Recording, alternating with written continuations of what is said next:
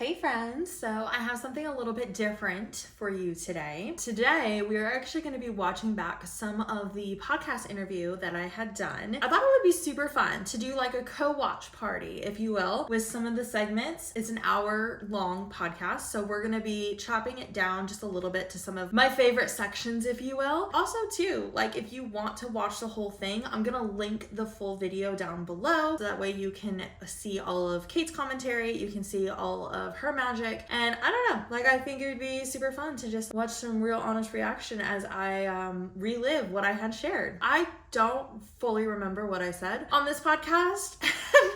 I've got a lot of comments. This is really good. Let's dive into it, shall we? I got all the drinks. So you're gonna definitely be sipping with this blue slush that has the little love dent that I had talked about in the video before this. And then I also have a smoothie water. Like I'll just be doing all the things. You'll see me, you'll see the video, you hear the video. I'm gonna put my headphones on so there isn't like all the things that are happening all at the same time. But yeah, we're gonna start at the 14:23 mark. So 14 minutes and 23 seconds into this episode. Up to this point, essentially, I've just kind of shared a little bit of like the behind the scenes, my story, how I became a CEO, all of that. And now we're going to be diving into kind of the deeper questions, if you will. Let's do the sips. Let's do the things. I'm like all over the place. I'm like, this isn't the usual thing, but like that, I don't know. Like I thought it would be fun to break it up.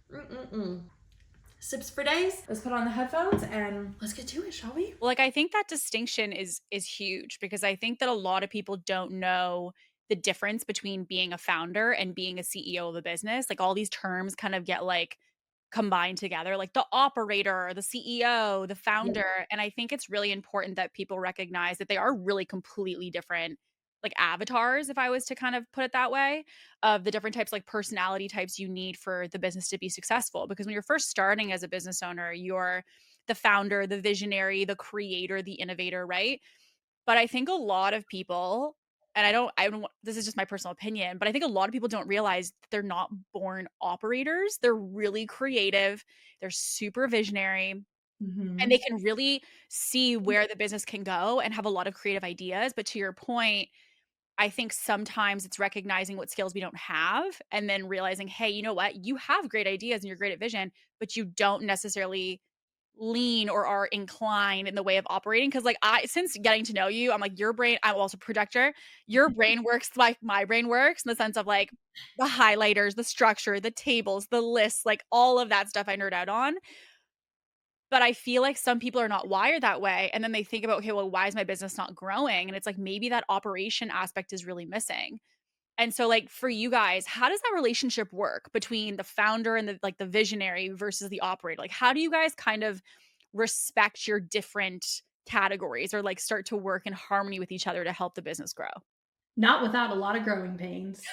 I'm obsessed I with the honesty. I'm obsessed with the honesty. So good.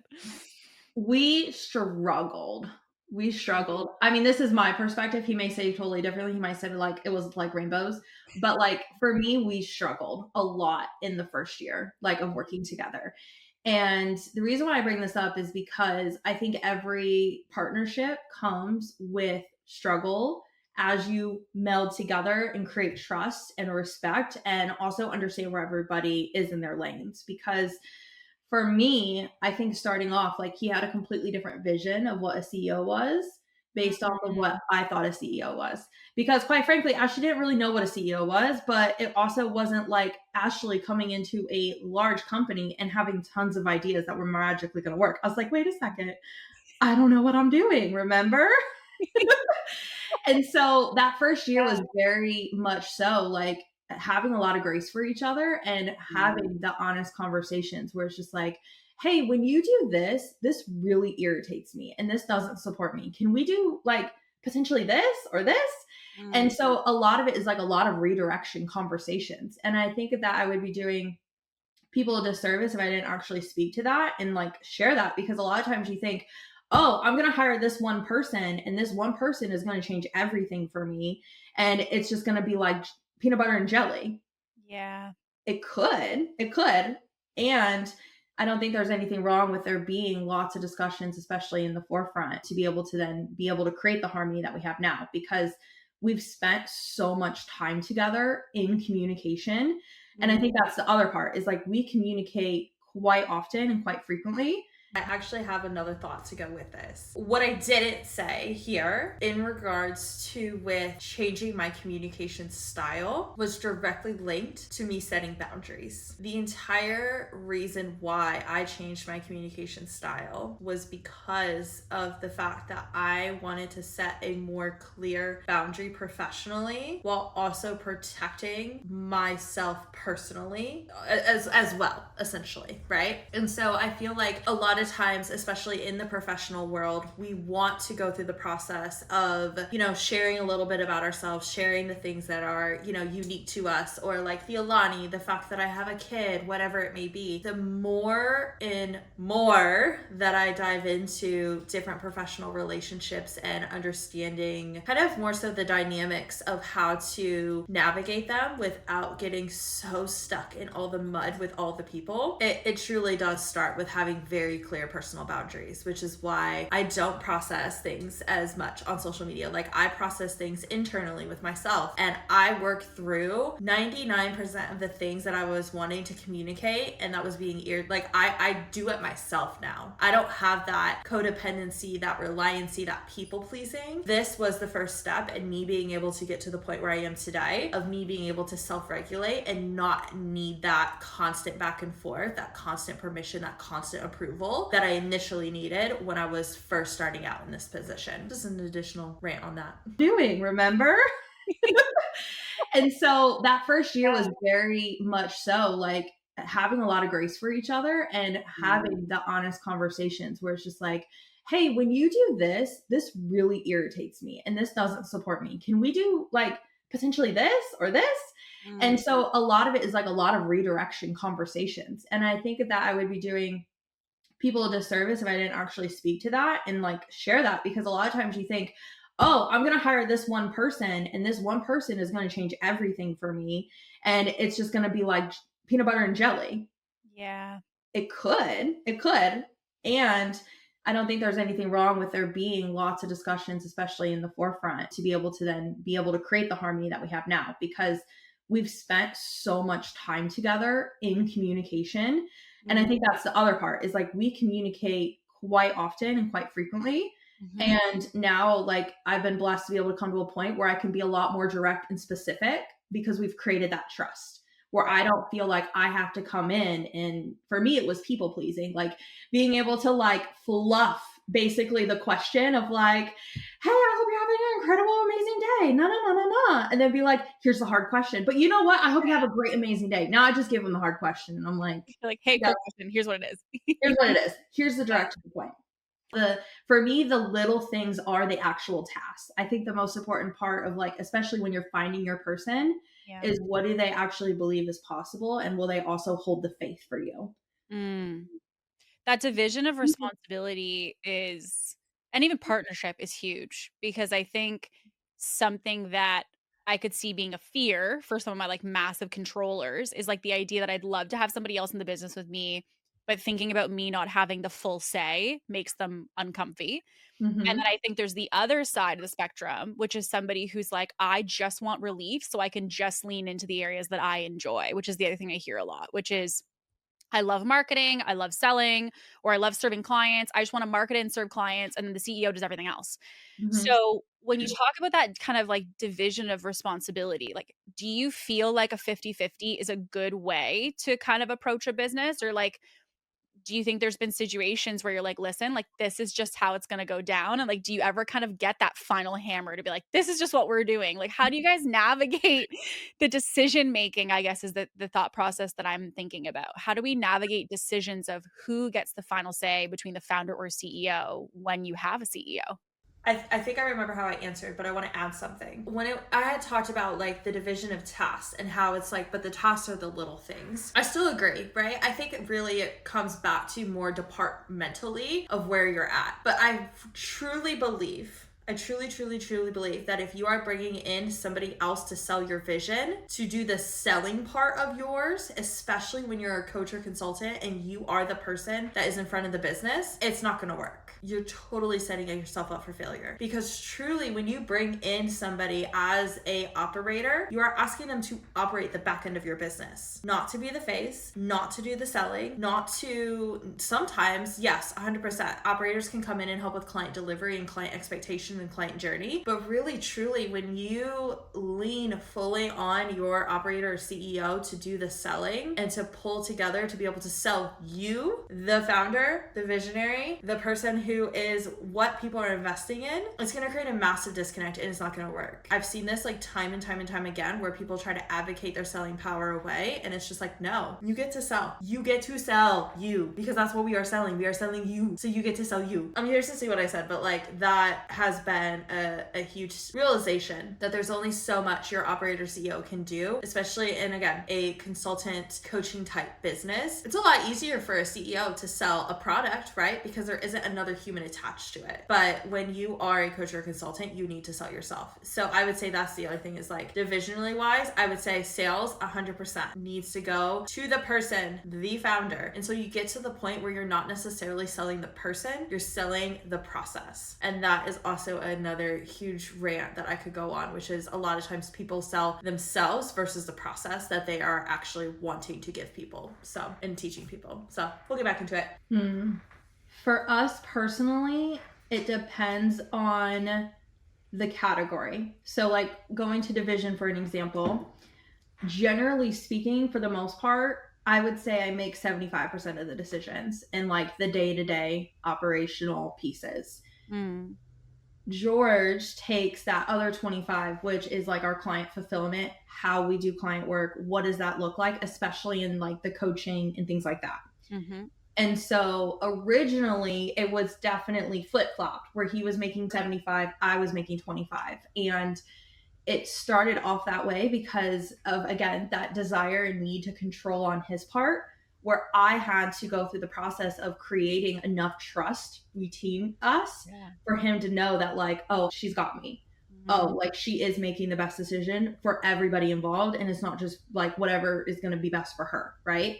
And so I feel like there's like repetition of trust that comes with that, because it's like, I'm showing you that I'm committed. And like every single day I will show you that I am committed to this business. This is also something that a lot of people don't talk about, which is they hire in a partner CEO operator and they operate on like a 6-month term, and then they wonder why they got no results. Well, honestly, like it took, like I mentioned, over a year for us to get on a good track together, to trust, to have the things, to like get into momentum. And I feel like oftentimes when you're hiring at this level and you want somebody in it with you, you can't hire them for 6 months wanting them to be long-term. Of course, you can have a test project range, right? You can have a temporary hiring period if you would like, to make sure that you absolutely don't hate each other's guts. But just remember, like if you truly want somebody in it with you, you also have to create that commitment on their side as well too. And so I think it's really important for that kind of role to make sure that you're hiring at least for a minimum of a year commitment to really get into it and do the things before making a decision to pivot or go elsewhere. And so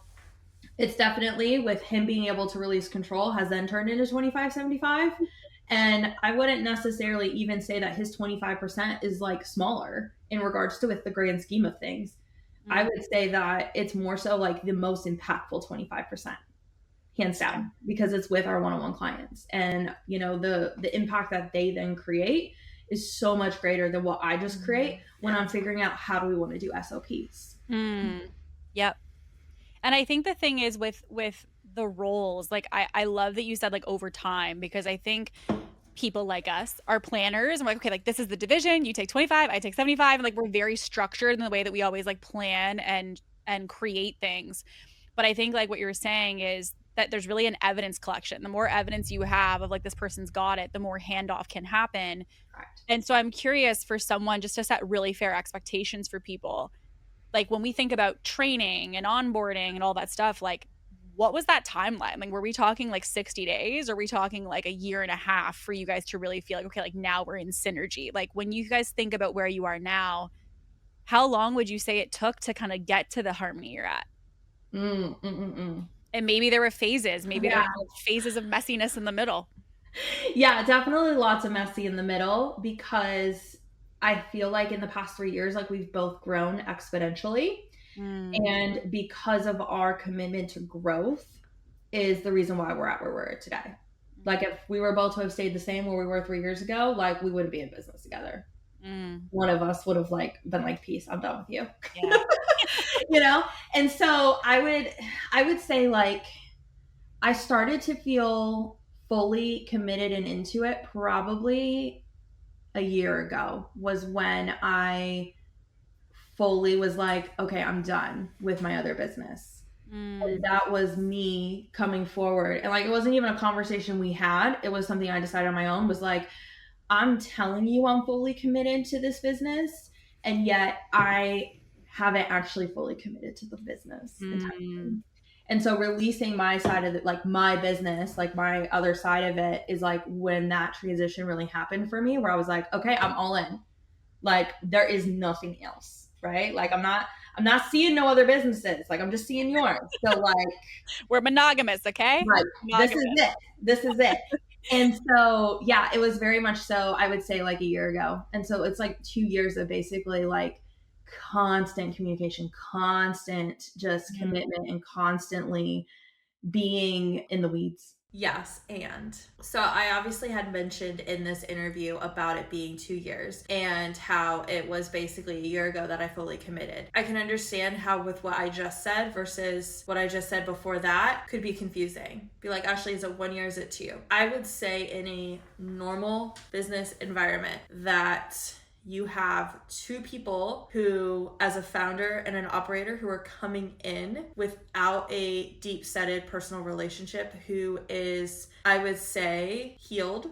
Healing is a journey, healing is a process, but I get it, okay? But like you're coming in healed and you're not like consistently and constantly, and you're not coming in with a truckload of trauma to process through. 1 year would definitely work. 100%. I would say it definitely, for this situation, it was 2 because of all of the extra things that came along with that, which was a result of my people pleasing, my codependency, me essentially processing my grief of my marriage in my business relationships, if you will. I truly do believe that my situation as a CEO, and I think I mentioned this even at the beginning of the interview, is not, or at the end, I don't remember, but like I do remember specifically stating it's not duplicatable. Like I can't give you a framework on exactly how to do it. I can only tell you based off of my experience and how, if I were to go back, how I would have maybe changed things. But really, truly, at the end of the day, like it's already happened.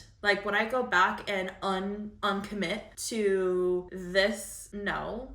Like this is where I'm at, and I'm in this position for a reason. And I truly do believe that like there is a reason for everything, even in the hard stuff. And even though the hard stuff is the hardest thing to figure out the reason for and to trust that there's a reason for it, looking back, like I know that there is a total reason as to why all of these pieces have come into play for me and why this timeline has happened and all of that. So anywho, let's go back, press play. And I'm thinking about the founder who's probably listening to this and thinking, okay, like I would consider having a CEO. I would love to kind of entertain what that looks like. That communication you talk about, if someone wants to have an Ashley on their team or as part of their vision, what is that? What do you need from them? Like, who does the founder need to be?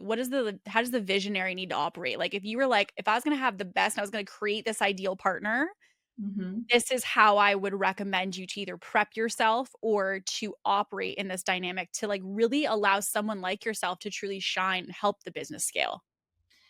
Yeah. So I think the most important part when it comes to communication is being clear with your CEO if you're in idea mode or like we're going to go execute this mode.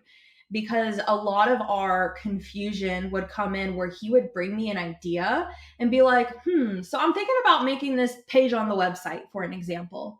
And then I'd be like, okay, yeah, done. And then I'd send him the link 30 minutes later. And he's like, well, that was just an idea. Like, I don't know. Like, he's like, how did you do that? And I was like, I don't know. Like, here it is, though. This is Yeah. what you just said you wanted. Yeah. So it's like, For me, what that would create though is that would create like a loop of just feeling like, oh my gosh, like I am always having to be on call. Like I always have to be ready for that next text message. Like I don't know when it's coming because we're 2 hours apart. So Yeah. it's like he's 2 hours behind me. So like I'm like snuggled up in my jammies and then he's like, hey, this website page. And I'm thinking it's an action versus an idea. I And got so being really clear when it comes to that, I think would have really supported both of us because I would do the same thing to him and be like, hey, no, no, no, no, no. And then he'd be like, you want me to go record how many videos right now? And I'm like, oh no, like not right now. Like you can brush your hair, your non-existent hair, Yeah. you know? So I feel like for me, that is key for sure. Is like being very clear on what, as George says, like what playing field you're coming on for sure. Yeah. Yeah. Well, I think that some people are naturally like, I know both of us are very much this way. Like, we're very much like builders. Like, if someone sends us an Mhm. idea, we're like, okay, great. Like, here's all the pieces we need. Here's the plan. Here's the timeline. Here's what could go wrong. We start to go into all the pieces we need to create it. And I think entrepreneurs have a tendency to do that. Like, they're constantly dreaming all the time. And so, because of that, it's like vision, vision, vision all day long that you're talking about. 98% of which never gets executed because it's all just talking about ideas, which kind of like pulls the thread of generating more.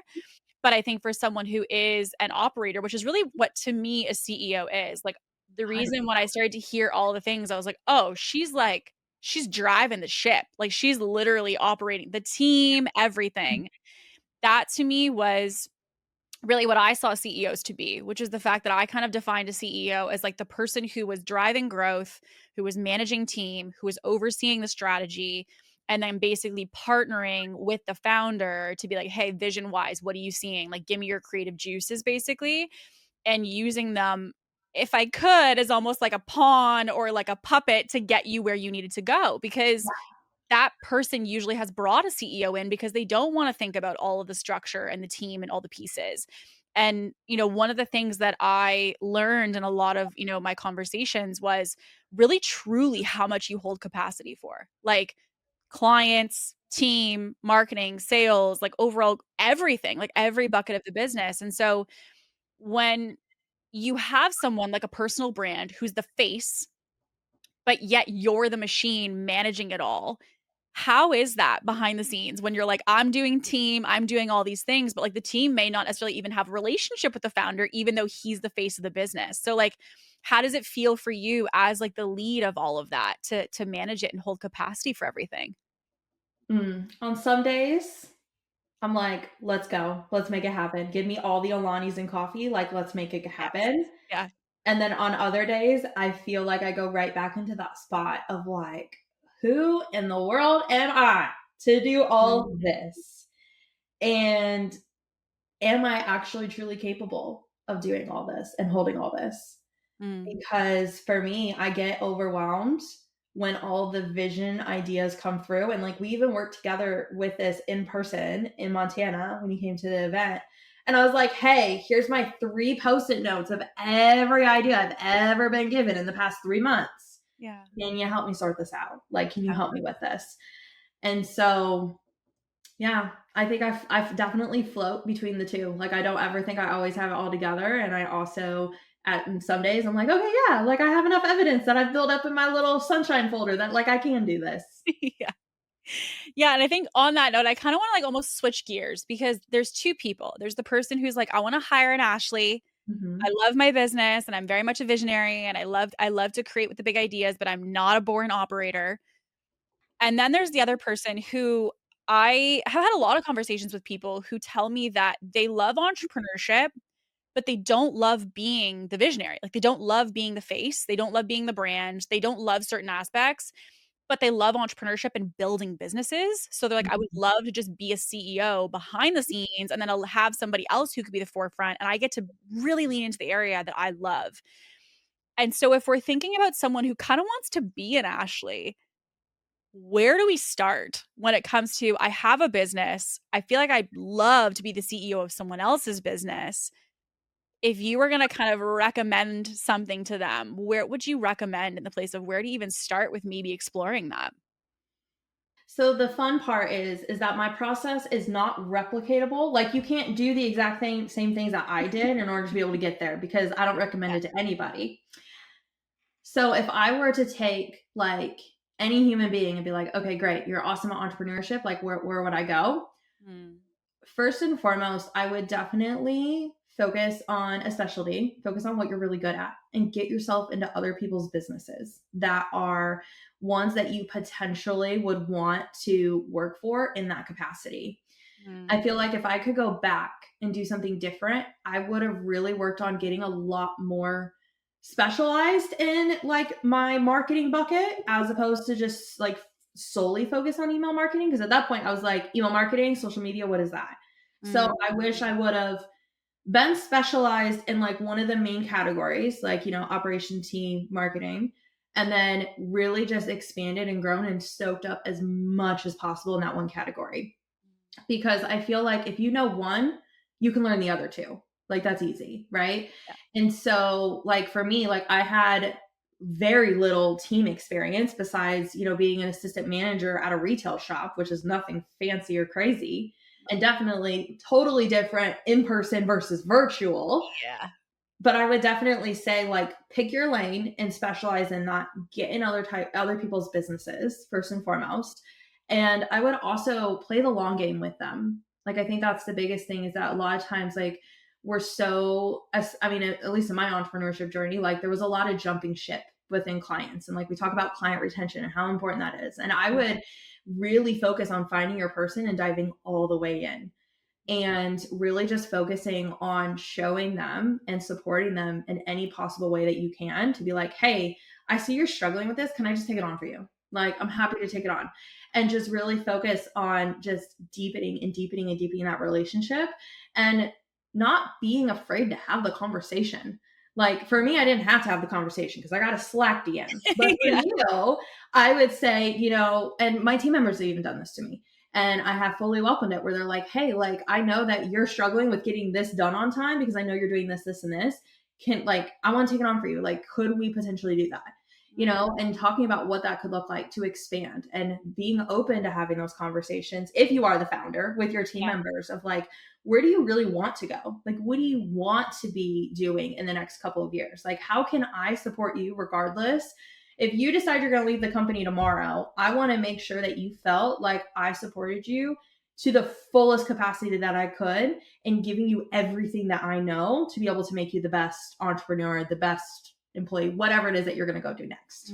That, like all of that. Because the thing is that if I could summarize my team philosophy and how I want to show up for people on my team, and how I show up for people when I go in and do work for other people, essentially, that's how I show up. That's how I show up. I'm just like, hey, I got you. I got you. I got you. And I don't even just say it. I go and do the things. I go and make their life easier. And I do that for my kiddo. I do that for, hopefully my family will agree, I try to do that for my family when I can. I try to do that for my team members, all of it. I'm just like, how can I make your life easier? How can I set you up for success? Because I don't want to just be that one girl, Ashley, that you ran into and was like, she was okay. I want to be so much more than that. Like, my intention is to be exceptional in those roles, especially when it comes to my team, especially when it comes to how I show up, and especially within how I would go about, even if I were to go find another role like this tomorrow. I would start off by first and foremost going and being exceptional in somebody else's business, hands down.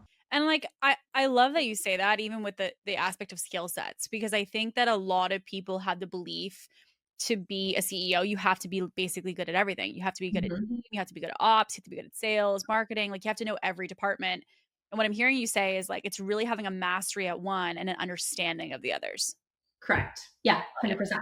Yep. And with that on a more non-strategic level. So I'm thinking Ashley heart traits that Mhm. inner work traits that have to happen for someone to be a CEO. When I think about in my mind, and I even preparing for today, I was trying to think about, okay, like what your day looks like and all the things you must encounter and the problems you solve and the conversations that you have. Yes, there's this strategy portion of like, I know marketing and I know sales and I Mhm. know all of these areas, but there's also like the qualities. And I think about it almost to your point earlier, like a partnership of like the qualities you're looking for in another individual that will complement what you value and what you care about. And I'm wondering, and maybe this is connection with obviously you guys and your kind of partnership in business, but I'm also thinking for someone hiring because when we're hiring, we don't necessarily just want to look at what you know, but also who you are. And Correct. so I guess my curiosity would be, who does someone need to be in themselves, trait wise, value wise, to really either soar at being a CEO or for someone who's looking for that individual, do you think? I would say number one, definitely having extremely clear boundaries because the business will run you to the ground if you don't. And I went through that process of literally, I lived and breathed the business and there was no room for anything else. And it definitely was like taking a toll on like my mental and physical and all the other health outside of just the business health, where I was like, I'm grinding, I'm doing the things. Yeah. And I was essentially people pleasing, creating codependency, like the whole 9 yards, because I didn't have strong boundaries with when I checked my email, how I was going to do this, when I was going to be in circle, all of that. Mm. So I would say number one, like you need to be really strong in knowing what is your preferred methods of contact. What are your preferred methods of being able to communicate? What does good communication look like to you? And just getting really clear on like, what are your requirements for the founder or for the founder for the operator? And just getting very clear on what that is outside of just like, don't screw me over, give me a 30-day notice. Like the little details that create the tension. That's what I'm talking about, getting super clear on. Yeah. So I would say that. I would say the second thing would be resiliency is a huge thing. I feel like you have to know and be prepared for the fires, but you can't be in the fires. Mm. And another way to explain that is like, I will watch you go on the roller coaster. Like you can go on the roller coaster, you can do the loop de loop and the pull and the turn, but like I don't have to go on the roller coaster with you. And that takes a lot of discipline. That also takes a lot of work emotionally to be able to release and let somebody go, whether it's your client, whether it's your founder, whether it's a teammate, for them to go on the roller coaster, make the mistake, even though you know it's coming, and then have them come back to me and be like, yo, I made a mistake. And I'm like, yeah, it's okay. How do you do that? How do you see them going and walking off a cliff and both you guys are emotionally in whatever percentage invested in the business? And how do you I guess, in a way, for some reason, it makes me think about parenting. Like, you kind of can only Mhm. coach so much to a level where it's like they have to have their own experience. Yeah. But did that ever get hard in the sense of, like, you want to just kinda be like, "Don't do it, don't do it," or do you kind of feel like from the beginning you've always allowed that process of just each of you having your own ways in which you discover and get your clarity? So up until the beginning of last year, I would constantly, in my opinion, save George. Mm, Always. I would always save him, mm, regardless of what bucket or container it was. I was like, I got, like, when I say I got you, I got you. mhm, And I lived and breathed by that to the point where it was at my own expense, where I mm, was having my own fires and I was letting them burn so I could give him the water to take out his. mm, And that was on me 100%, like no fault of his own, totally me. And I would say now I've come to a point where I recognize that it wasn't my fire, it was like my son's fire. mm, And for me, it was definitely coming back to my values of like, I talk so much about how much that little boy means to me. mm. And at the same point, I'm putting my business partner before my son. And that was an extreme huge like alignment piece where I was like, oh, this is not an alignment. Like I'm talking one side of my mouth and then doing something completely different. And like that doesn't work for me. Mm, And so for me, it was looking at that and like looking at my son and being like, I choose you every single day before everything else. yeah. And it was me then intentionally taking that action every single day of choosing him first before anything or anybody else. There is still a good 20 minutes left of this podcast. And if you want to listen to the rest of it, you are more than welcome. Like I mentioned, it's down in the link below, down in the description below. I would say that was definitely the hardest segment to rewatch out of all of it.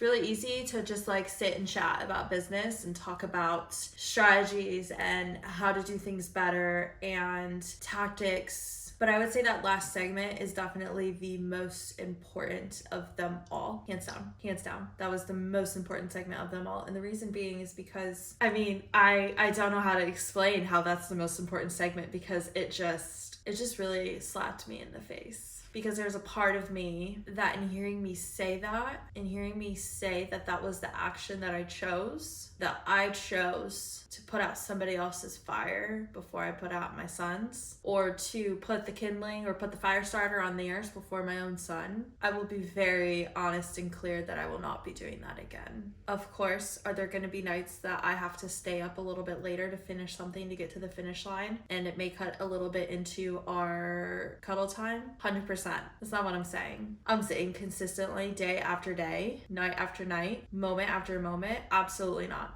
I know I chose that for a reason, and I know I chose that out of, again, my way of being able to grieve and heal, and business was always my safe place. Always my place where I could run away, where I could control what was happening. And there's a part of me that recognizes and is grateful for that version of me that went through that process, because now I can sit here today and confidently say I will not choose that again, that I have no desire to ever choose that again, and I will not choose that again. And at the same point, learn from my mistake. I learned from my mistake, because there is nothing worth more than my kid, to me personally. Nothing. And if I could recommend anything to anybody who is currently going through this, who may be struggling with actually putting in boundaries in the workplace, who is blurring the lines, who feels like they're struggling, I would highly recommend, 1, therapy. And then 2, there's a book called Boundaries. Highly recommend. I read that book, and there was a huge shift that also happened at the same time. And between both of those, that is what set me out on the course of being able to basically unthread myself line by line, thread by thread, to be able to create a detachment between myself and the company that allows for me to be able to have peace of mind every single night, knowing that I put in the work, I did my job, and I get to switch off, and I get to be a mom, and I get to focus on my kid. And I don't have the same fires. I don't have the same things that are popping up into my bucket. And it's because I blatantly communicated and chose for that boundary. And so I just want to remind you that, like, you don't have to go through anything that you don't want to, especially in a professional working environment. You can choose. You have full autonomy to choose. I know that there is not an HR department in a lot of businesses, especially when you're in the entrepreneurship realm. And a lot of times it really does come back to communication and taking a stand for yourself and taking a stand for what you will and will not tolerate. And it just breaks my heart that I went through it. I know that that was part of my comfortable. If you remember, like, my video right before this, I was talking about being content and being stretched, and like being content with being stretched and like being good versus just sitting in comfort. I sat in comfort for so long until that moment, and I had the conversation. I was like, absolutely not. Like, I'm good, but no, that's not what's good. Like, I don't feel good with this. This is what I would like to propose instead. And so I just like want to remind you that, like, you have full autonomy and power, especially if you are somebody who is in a very similar position as I am, CEO, operator. You have a voice.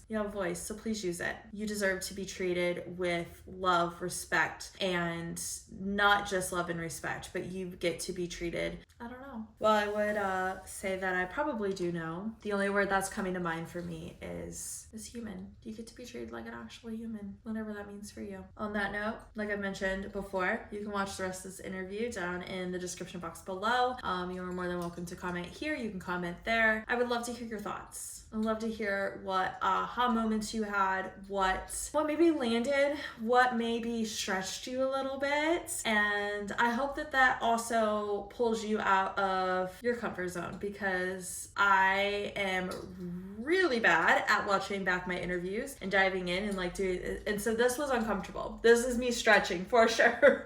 I usually don't like to re-listen or rewatch anything that I produce like this, but it's been interesting to be able to watch the growth and the changes that have even come up in the clarity that I have received even since this episode aired back in March of earlier this year. Thanks for hanging out with me. Thanks for letting me process through this with you. My gosh. You know, I think that this definitely calls for another cheers of Alani.